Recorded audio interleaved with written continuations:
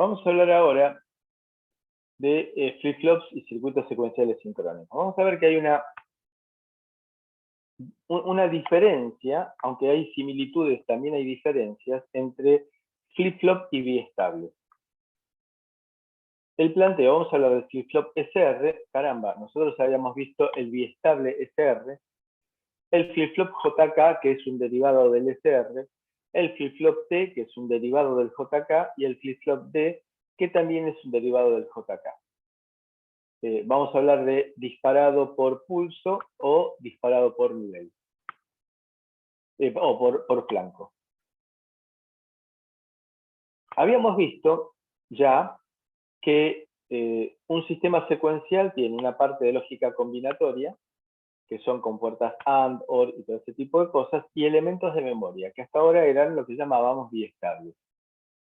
Acá vamos a incorporar el concepto de flip-flop, que es el biestable al cual le aparece una señal de clock.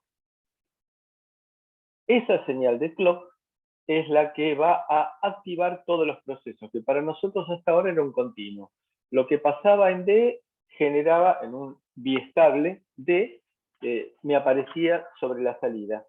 Que habíamos dicho que era una especie de cortocircuito inteligente, el biestable D.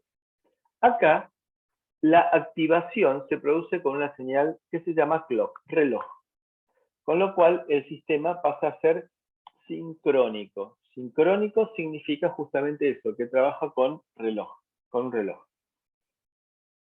En este caso en particular, el simbolito que tenemos que acostumbrarnos es cuando aparece este triangulito que estoy marcando en este momento en la pantalla, significa que es disparado por flanco.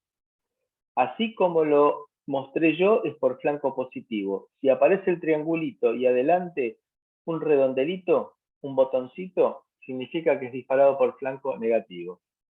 Y el concepto de disparo significa que se activa con.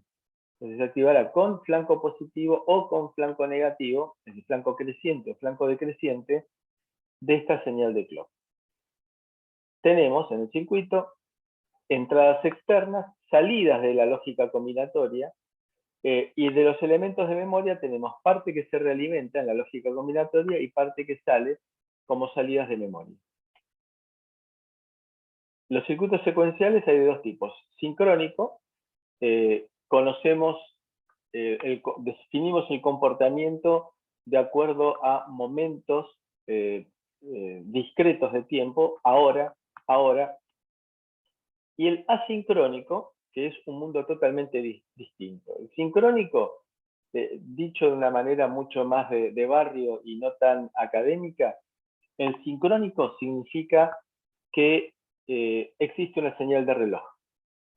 El asincrónico no existe señal de reloj. También el asincrónico se lo conoce como circuitos secuenciales básicos. No hay reloj. Y el diseño de un circuito secuencial asincrónico se llama modo fundamental también. El circuito secuencial asincrónico, el diseño, es realmente muy complejo porque no tenemos una señal de reloj que nos regule el comportamiento. Si la señal de reloj vendría a ser como un flash, en el cual el flash S dice ahora, ahora, ahora, mientras que cuando es asincrónico empiezan a haber competencias de señales, a ver cuál cambia primero, es muy difícil de analizar. Nuestro objetivo es concentrarnos sobre los circuitos secuenciales sincrónicos.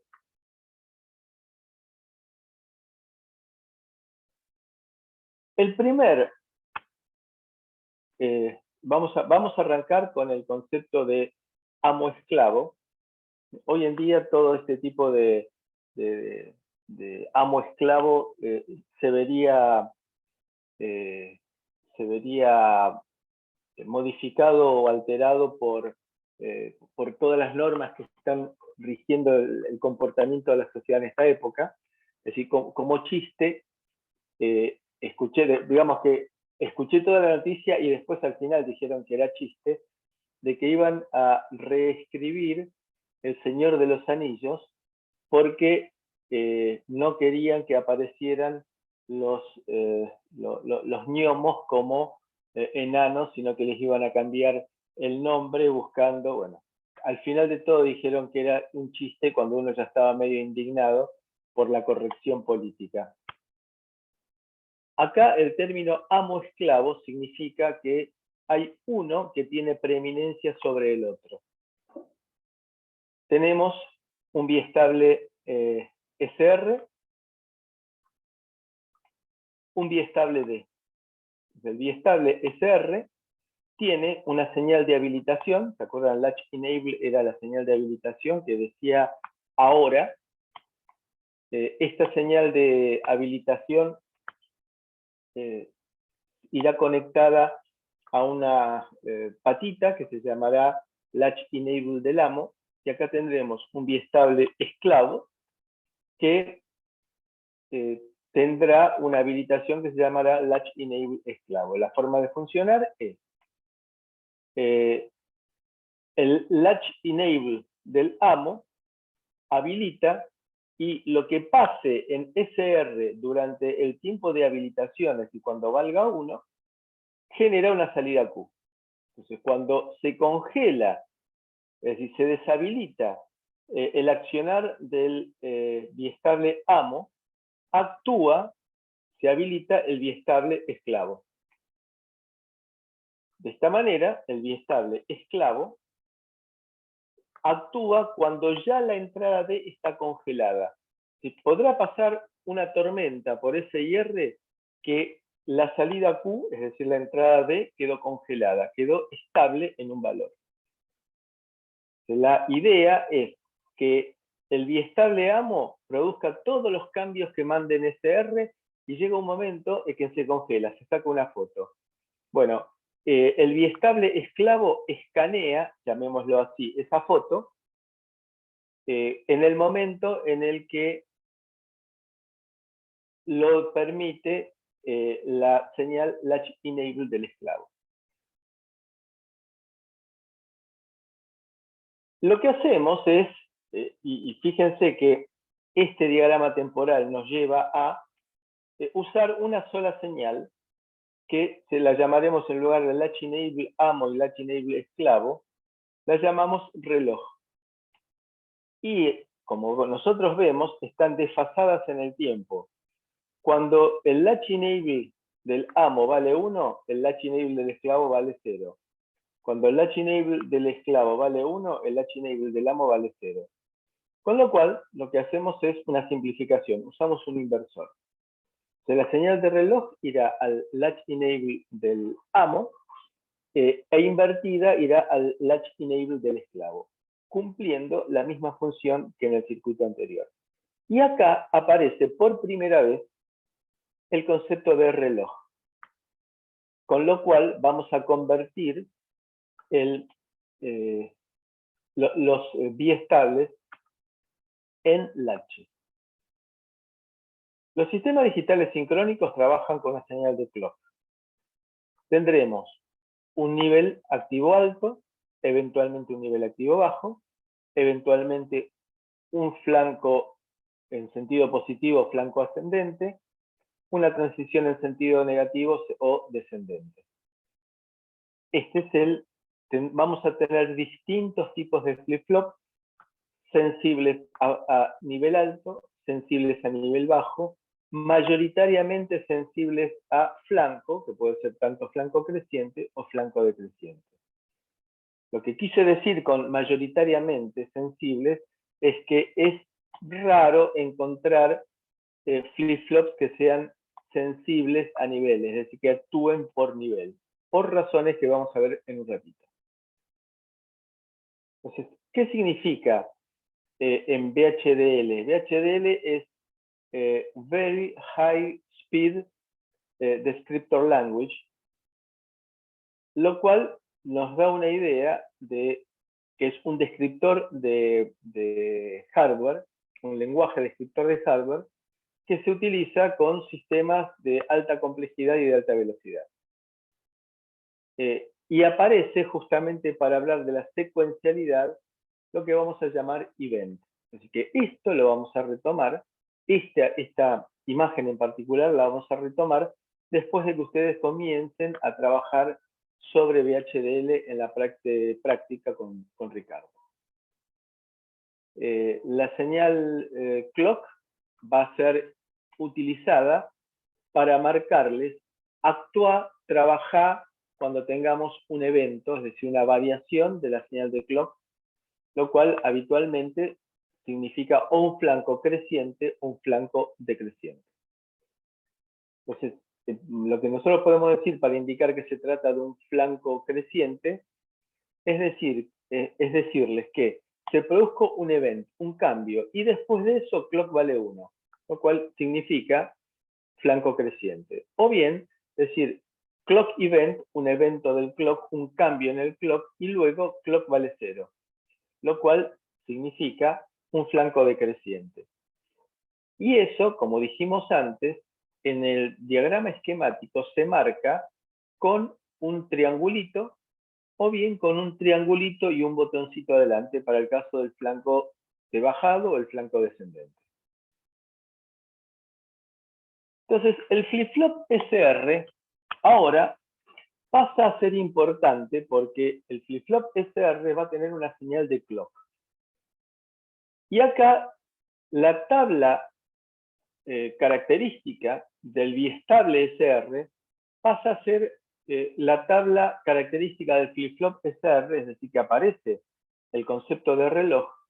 Y lo que nos marca acá, es decir, por razones tipográficas, en lugar de ponerle Q barra, acá ponemos Q asterisco, que quiere significar el próximo estado.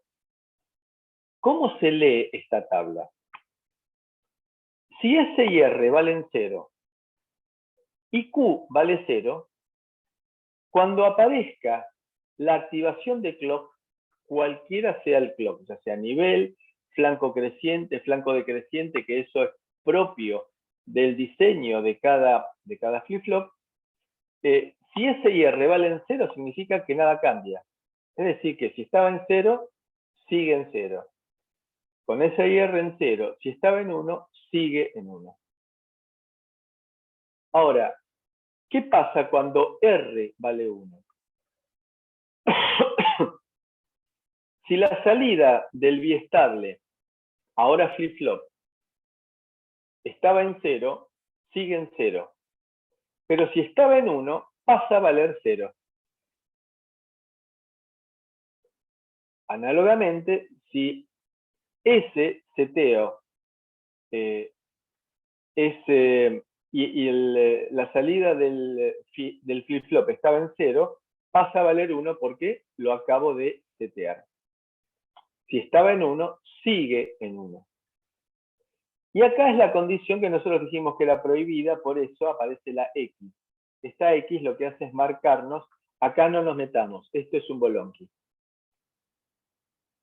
Esto es entonces lo que se llama tabla característica del flip-flop SR, en el cual nos entran S y R, como era para el caso del biestable, pero lo que nos interesa es la transición, la evolución de Q a Q próximo. Es decir, el Q asterisco significa próximo valor. ¿Próximo valor después de qué? Después de que aparezca la señal de clock que lo activa. Y acá tenemos entonces una tabla característica abreviada. Si este y R están en 0, no cambia nada. Es decir, que el próximo estado de Q es igual al estado actual de Q. Si yo reseteo y no me importa el valor que estaba anteriormente, el flip-flop, lo que garantizo es que el próximo estado va a ser 0. Si yo seteo, no me importa el valor anterior que tenía Q, va a pasar a ser 1. Y coincidimos en que la combinación 1-1 está prohibida. Eso está marcado con esta X. ¿Queda claro? ¿Alguna duda? ¿Pregunta? Ahora, pregunten ahora todas las dudas que haya. Por favor.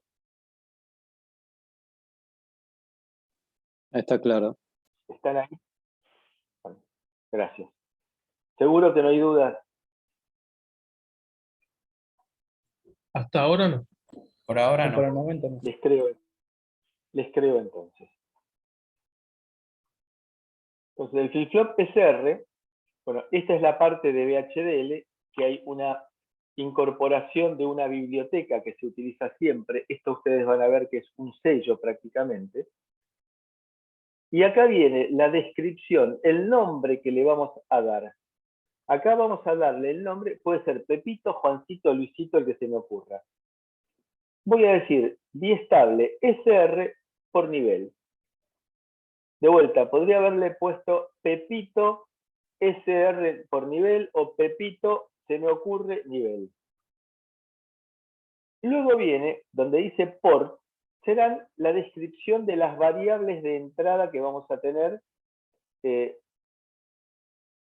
Digamos que las variables de entrada indicadas por este IN que aparece acá, hay que respetar la sintaxis, y eso lo van a ver ustedes en la práctica. Y luego tendremos SQ, la salida Q y la salida Q negado, que serán entradas y salidas. Y esto es la descripción de la entidad. Dicho de otra manera, describir lo que un viejo maestro mío llamaba en forma graciosa la patología, es decir, la distribución de patas. Y luego vendrá la descripción del funcionamiento, donde empieza el begin marca el inicio de la descripción del funcionamiento. Y acá lo que digo es, en un lenguaje bastante simple, si la señal de clock vale 1, luego, si la entrada SS estaba en 0 y la SS estaba en 0 y la entrada SR estaba en 0, luego, es decir, significa que las dos entradas están en 0, luego el próximo estado de Q es igual al estado anterior de Q, y el próximo estado de Q negado se le asigna el valor anterior.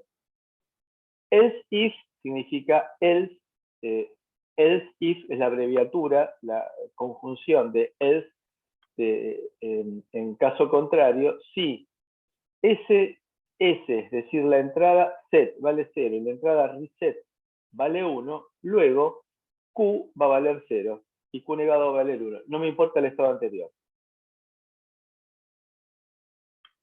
Luego también, si la entrada de set vale 1 y la entrada de reset vale 0, Q, sin importarme el estado anterior, va a valer 1 y Q negado va a valer 0. Y acá lo que estoy diciendo es, caramba, el caso que no consideréis que las dos valgan 1, feo, caca. Esta forma, cuando uno se familiariza, es muy fácil de entender y es muy fácil de escribir. Se necesita práctica, por eso van a ir haciendo la actividad práctica en forma gradual, van a ir creciendo en todas las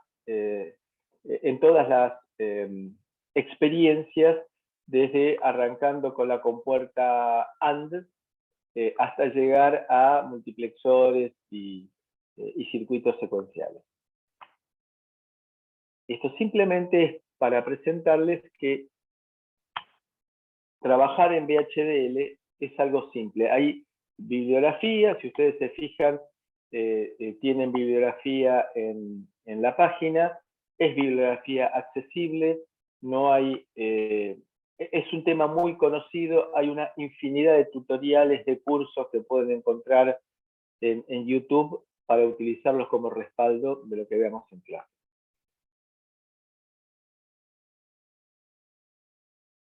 Esa tabla que hemos visto recién se puede llevar a un mapa de Carnot en el cual, en lugar de sintetizar para compuertas, estamos prediciendo cómo es el próximo estado de Q. Fíjense, Q asterisco, el próximo estado de Q. ¿En base a qué? En base al estado actual de Q y a los valores de S y R. Entonces, si S y R están en 0, los dos en 0, significa que todo sigue como estaba. Si Si Q vale 0, el próximo estado de Q va a ser 0. Si Q vale 1, el próximo estado de Q va a ser 1. Ahora, si R vale 1, no me importa el estado anterior de Q, lo que garantizo es que el próximo estado va a ser 0. Si S vale 1 y R vale 0, no me importa el estado anterior de Q, el próximo estado va a ser 1. Y esta es la condición que nosotros decimos que no tiene que existir porque el circuito deja de ser de comportarse como un flip-flop barra biestable, porque una de las condiciones es que las salidas sean complementarias. Es decir, que las salidas, si una vale 1, la otra valga 0.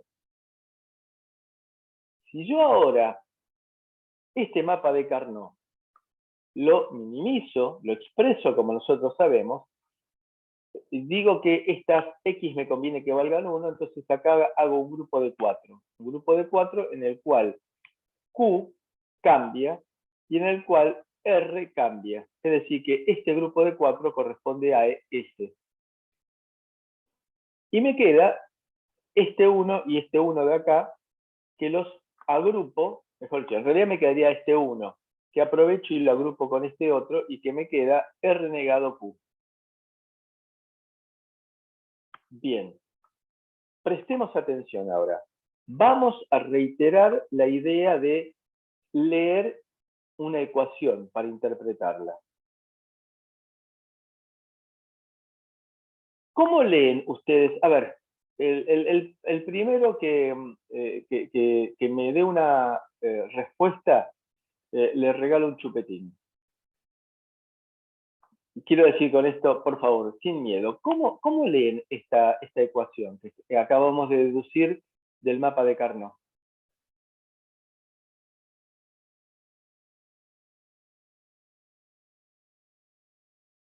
A ver, ¿qué es esto? ¿Qué significa Q asterisco? El próximo estado de Q.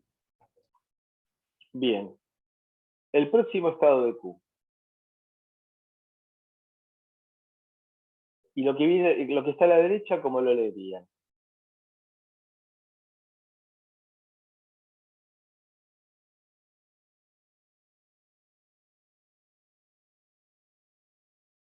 Y que básicamente depende de R y de S, porque Q al estar en producto con R negado, no me interesaría el valor que tome, solo lo está S y R son los que lo manejan.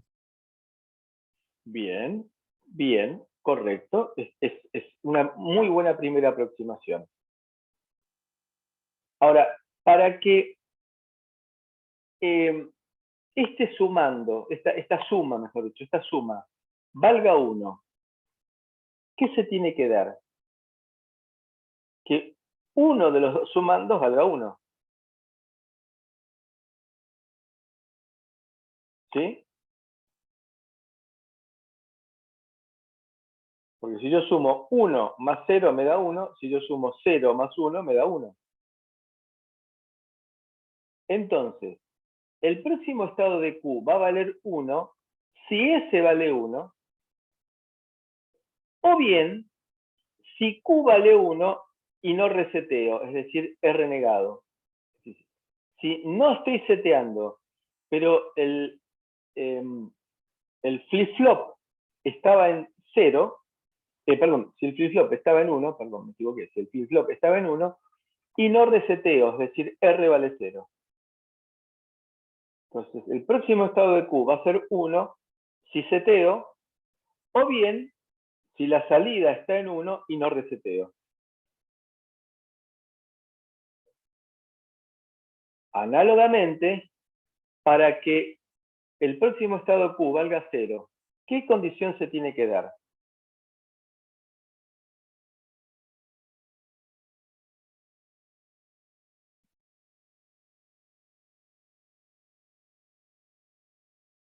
¿Me basta con que uno de los sumandos valga 0? No, los dos tendrían que valer 0. Los dos tendrían que valer 0. Es decir, S tiene que ser 0, lógico, no tengo que setearlo. O bien, este otro sumando tiene que ser 0. Y además, este otro sumando tiene que ser 0. Ya sea porque Q vale 0 o porque R vale 0, vale 1. Porque R vale 1. Es decir, si R vale 1, estoy reseteando. Entonces el próximo estado de Q va a ser 0.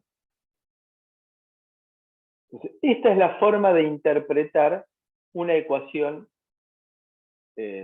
característica. Esta es la ecuación que describe el comportamiento del flip-flop SR.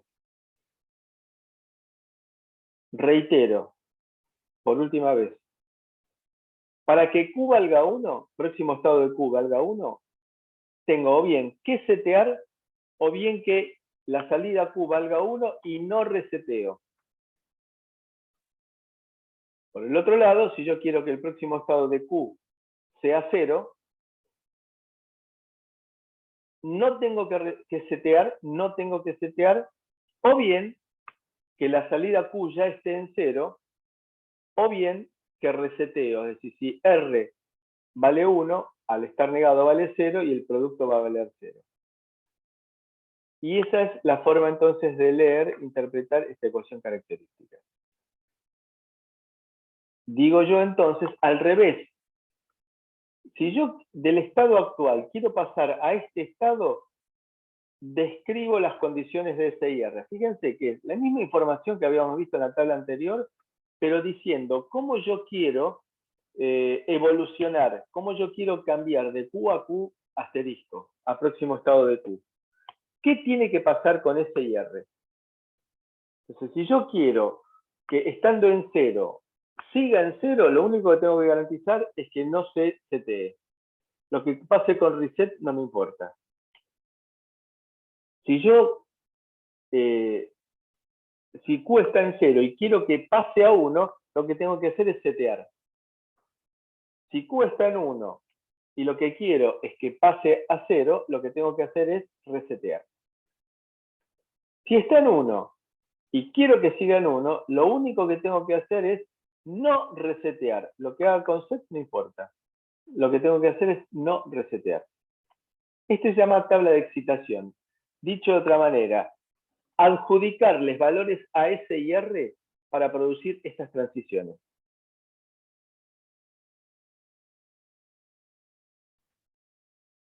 Esto también es para que lo ejerciten en VHDL. Nos aparece ahora el flip-flop, no el biestable, el flip-flop SR amo esclavo. Tenemos clock, tenemos SIR, y nos aparecen dos señales nuevas que se llaman PS preset y CL clear. Este botoncito indica que son señales activas bajas. Y se debe interpretar esto como que son entradas de fuerza, entran a las patadas sin esperar la señal de clock. No utilizan la señal de clock, pasan a lo bruto. Nos permite esto entonces describir diciendo que cuando se produce la señal de clock, fíjense que acá no tengo ningún triangulito, ningún botoncito, significa que esta es la señal de habilitación de clock. Antes, S y R pueden estar cambiando lo que quieran. Luego también pueden estar cambiando lo que quieran. Pero en el tiempo en el cual la señal de clock vale 1, no tienen que cambiar. Tienen que ser estables.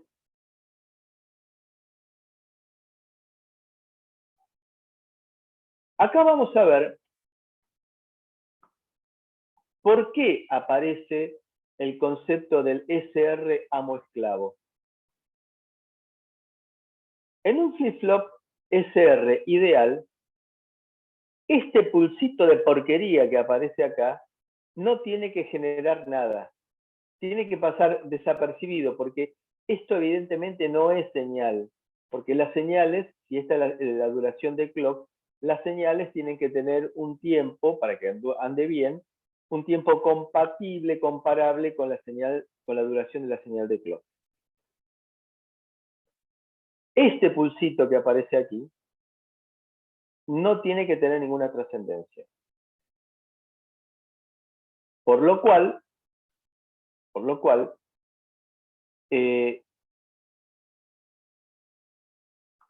si analizo el comportamiento de un flip-flop amo-esclavo, este pulsito me produce, fíjense que se produce cuando la señal de clock está activa, es decir, la salida del amo se cambia por este pulsito de porquería. En el caso del flip-flop SR ideal, tendría que pasar desapercibido, no tendría que hacer nada. Entonces, este pulsito, producto de que apareció un ruido, que se arrancó un motor, que se arrancó un tubo fluorescente, o que hubo un chisporroteo, o que el vecino de al lado activó la soldadora eléctrica, produce un cambio indeseado en el Q del amo, y que por lo tanto, como el Q del amo cambió, también va a cambiar el Q del esclavo. Con lo cual, estamos produciendo un error. Tenemos que tender nosotros a buscar el comportamiento de los flip-flops que sea de acuerdo a lo que tendría que ser el ideal. En el ideal, estos pulsitos no tienen que ser tenidos en cuenta. ¿Alguna duda? ¿Quedó claro?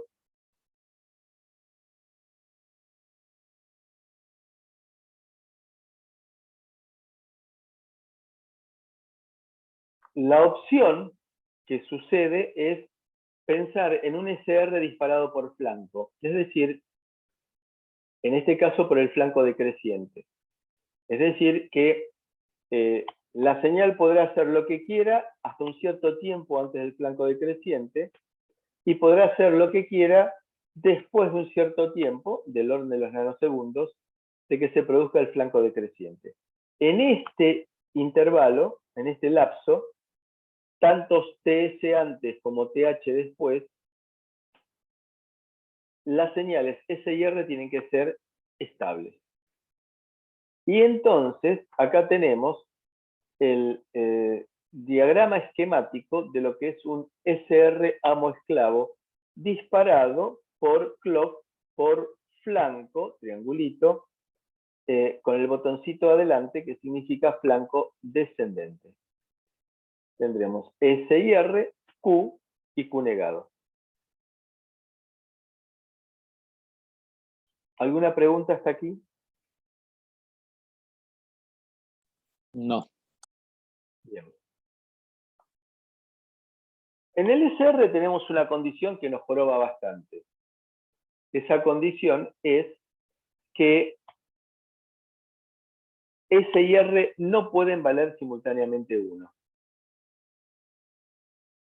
Entonces, a los diseñadores, hace muchos años, se les ocurrió la siguiente historia. Hagamos una cosa. Hagamos que esté habilitada solamente o S o R.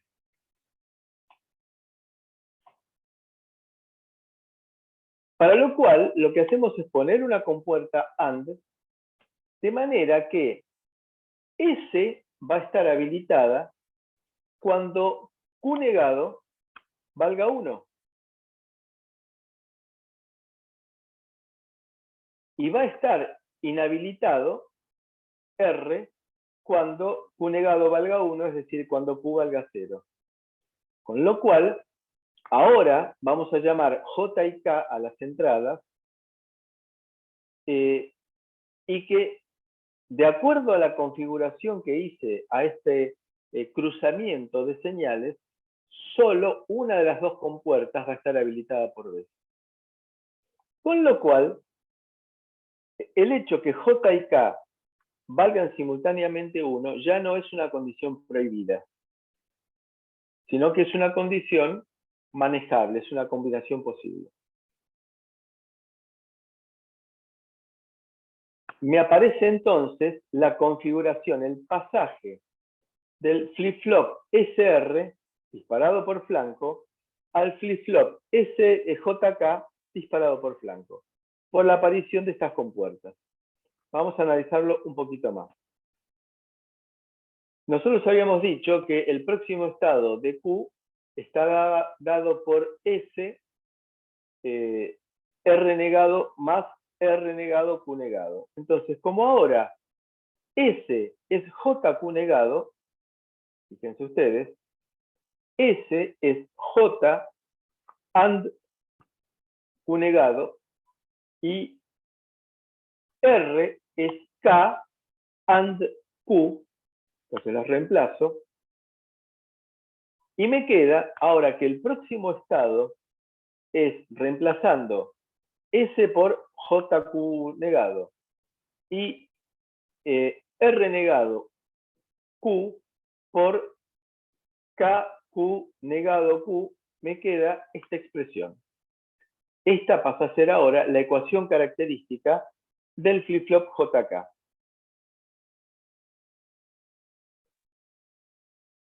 ¿Y cómo se debe interpretar ahora esta expresión? Para eso tratemos de verlo a través de una tabla de verdad. Veamos, para que Q valga 1, tiene que darse que J valga 1 y que Q valga 0.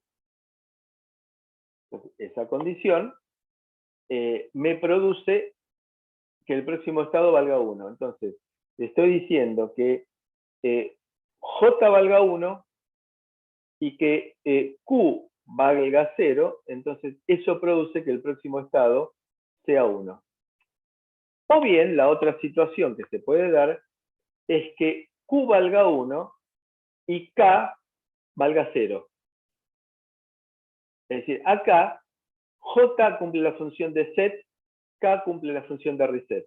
Entonces, si valía 1 y no reseteo, es la otra condición. Entonces, que Q valga 1, aquí por ejemplo, y que K valga 0, que sería esta condición de acá. Que Q valga 1 y que K valga 0. Entonces, esta es la ecuación característica y esta es la ecuación característica abreviada.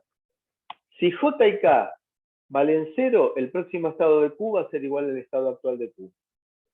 Si J vale 0 y K vale 1, se resetea. Si J vale 1 y K vale 0, se setea. Y si ahora los dos valen 1, ya no es más prohibido, sino que lo que pasa es que cambia. Fíjense, vamos a verlo acá. Si J y K valen 1 y Q estaba en 0, cambia de estado. Si J y K valen 1 y Q estaba en 1, pasa a valer 0, cambia de estado. Entonces, eso se interpreta aquí como diciendo que la condición 1,1 en el JK produce un cambio de estado. Y ahora, la tabla de excitación me dice que el próximo estado de Q en 0,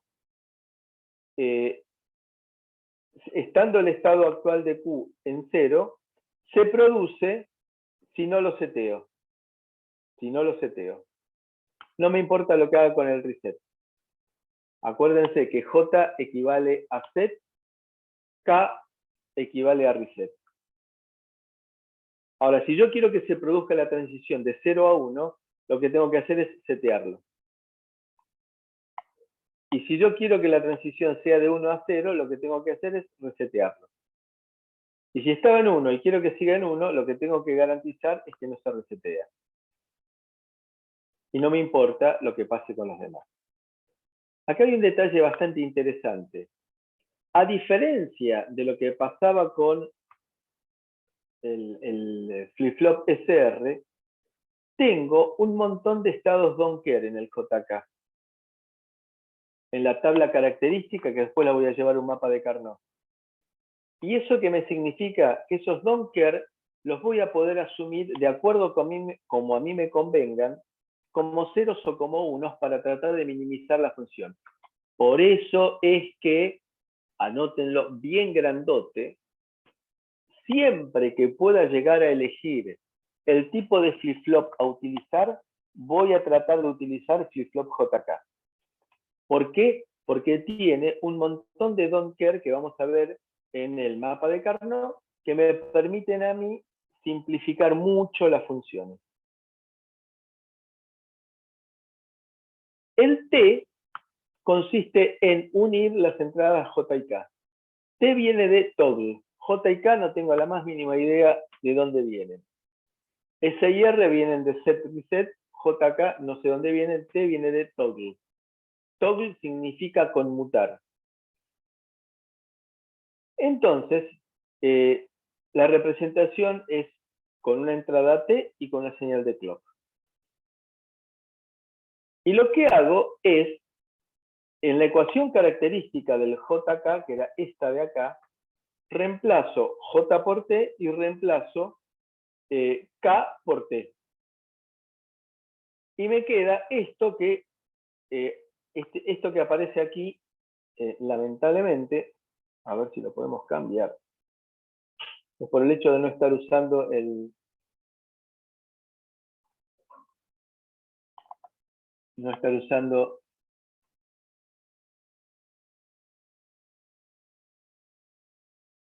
No.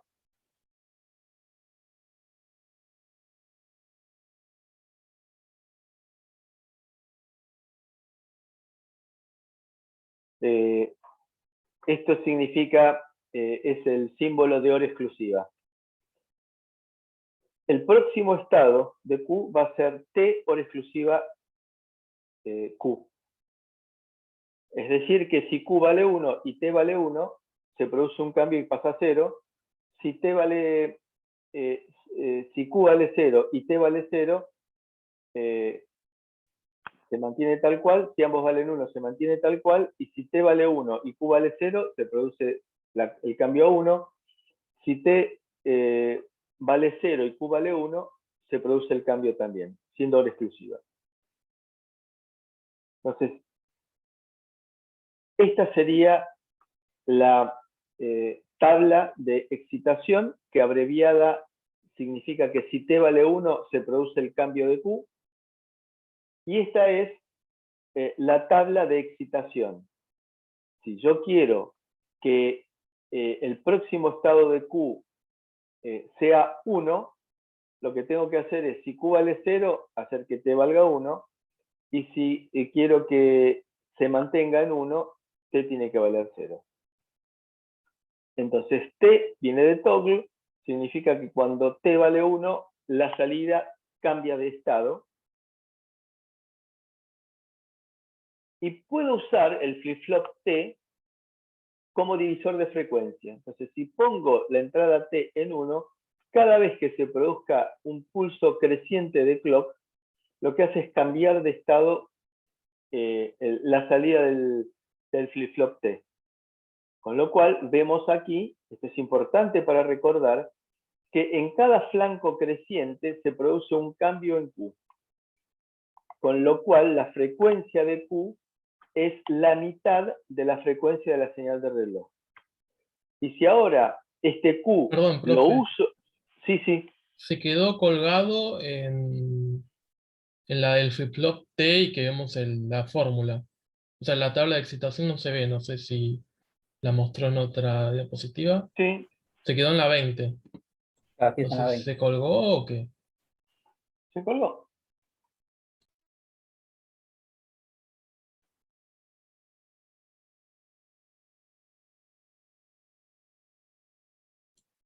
Si puede, pruebe dejar de compartir y compartir de vuelta. Capaz con eso ¿Sí? ya Porque sirve. no me está dejando reanudar la función de compartir.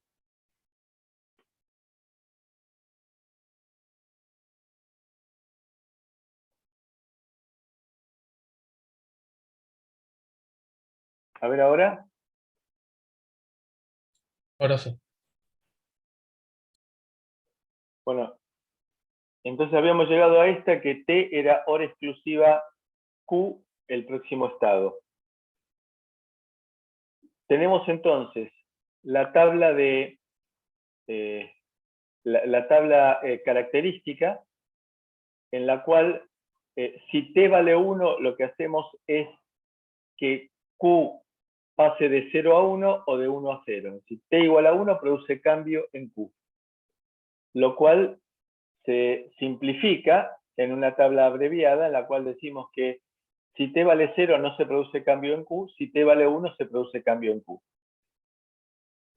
Y esta es entonces la tabla de excitaciones o tabla de transiciones. Si yo quiero que Q no cambie, T tiene que valer 0. Si yo quiero que Q no cambie, T tiene que valer 0. Ahora, si yo quiero que Q pase de 0 a 1, T tiene que valer 1. Si yo quiero que pase de 1 a 0, T tiene que valer 1. Y lo que estaba diciendo entonces es que si la entrada T está en 1, la señal de clock, y esto es disparado por flanco, con cada flanco creciente que tengamos nosotros, con cada flanco creciente se produce un cambio en Q.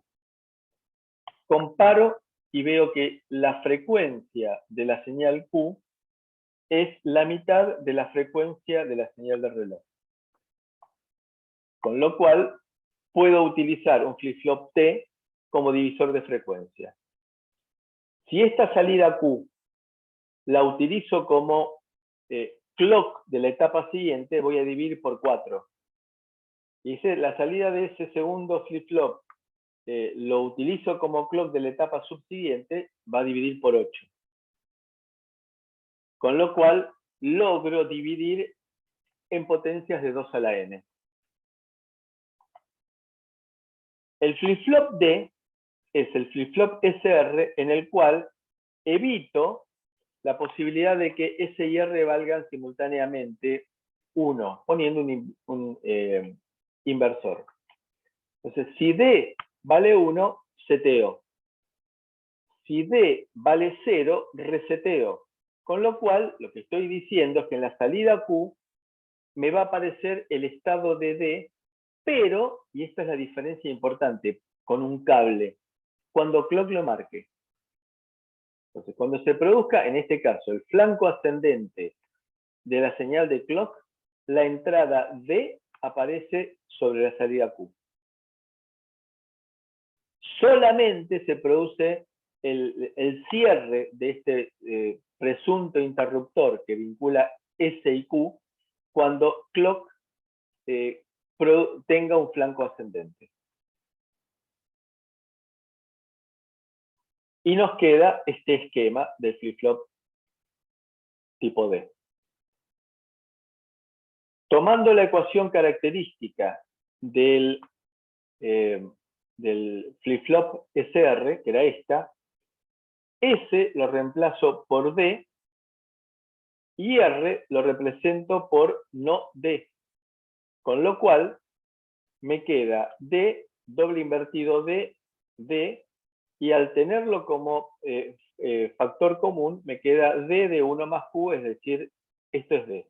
Con lo cual, la ecuación característica del flip-flop D debe interpretarse como que el próximo estado de la salida Q es igual al valor de la entrada D en el momento en el cual el clock así lo permita. La tabla característica es muy simple. El próximo estado de Q va a ser igual al estado actual de D cuando el clock lo permita, y análogamente para el caso de 1. Si yo quiero que el próximo estado de Q, esto sería ahora la tabla de excitación. Si yo quiero que el próximo estado de Q sea 0, el estado actual de D tiene que ser 0. Si quiero que sea 1, tiene que ser 1. Acá tenemos también, nuevamente para VHDL, para flanco ascendente y descendente, y esto es lo que ustedes van a lograr.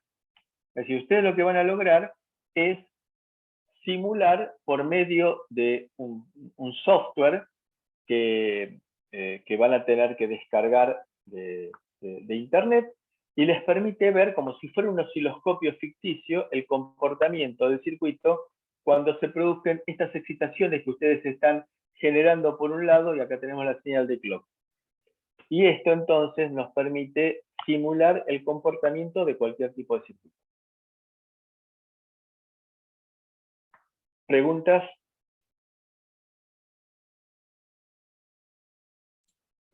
Por ahora no.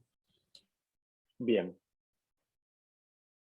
Entonces, como ahora viene la parte de VHDL,